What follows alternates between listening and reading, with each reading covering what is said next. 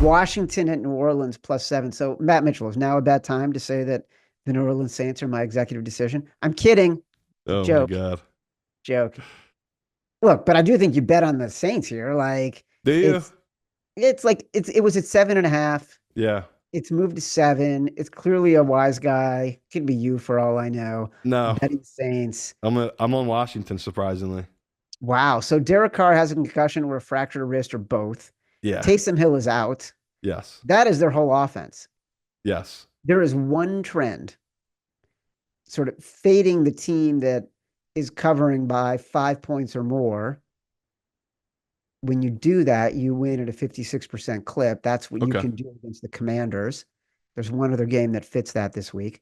Um, but I don't have a strong opinion on this game. I'm curious to hear why you feel strongly about the Commanders. It's honestly just because how they performed against bad teams this season. They're a team we talk all the time. There's certain teams that, that just their offense the way they are, they just roll teams once they get rolling, right? That Commanders feel like that team that, they had a brutal stretch there. He was banged up. They got really lucky on that failed Mary or Hail Mary, I should say. But, they played the Giants. I think they covered by 5. And then they had a run of Pittsburgh, Philadelphia, Dallas, and then they just smoked that Tennessee team, right? Like, well, let me look up the score. It was, 42-19 when they played Tennessee. Now they went on a bye week. So I'm with you that, like, if this was a couple weeks ago when I still had worries about Jane Daniels being healthy and there's, a lot of the stuff we talked about, just the regression we expected from that offense. We've seen now, though, when they can run the ball and get things moving and they're healthy, they're just a really high-powered offense. So, this could be the game where I'm, walking into it and somehow New Orleans defense does step up here.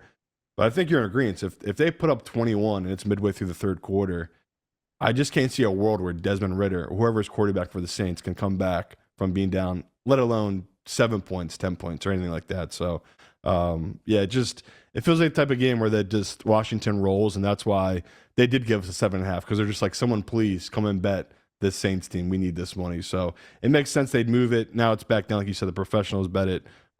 It's a game I'm happy to sit out. I think you're confusing Spencer Rattler for Desmond Ritter. We do have a huge Desmond Ritter spot Oh this yes, week. yes, yes, This yes. week, however, I think it's going to Playing be his Jake former Hayner. team. You're right. Jake Hayner for the Saints, who came in last week when Derek Carr was hurt, and he's the guy who replaced Spencer Rattler when early in the season when he was terrible. Um, yeah, I can't argue with anything you're saying other than you play the bad team getting 7 at home against the team that is going to be such a that I mean it's the chalky it might be the chalkiest play on the board when we get down to it. I Yeah, it's a can't look at spot. They have Philly on deck next week. Like Yeah, I'm telling you, the old school guys, they're gonna hit this like you're saying on this New Orleans spot. Man, is you're it not old tough? school though. You know what you are? You're new school. You're a modern age gambler. You can make adjustments. You don't have to be beholden to old school trends. That's not how you roll, Simon. You're your own No, man. no. I mean, we never get too world news here, but I'm feeling pretty good as a millennial. At least my generation didn't try to assassinate a president and have a hitman take out a CEO of a health company. So Oh millennials God. are doing good. Gen Z on the other side, what the fuck is going on with Gen Z, Chad? I Jesus Christ, Simon. Um, I guess my point is this feels like a spot to play the Saints. Uh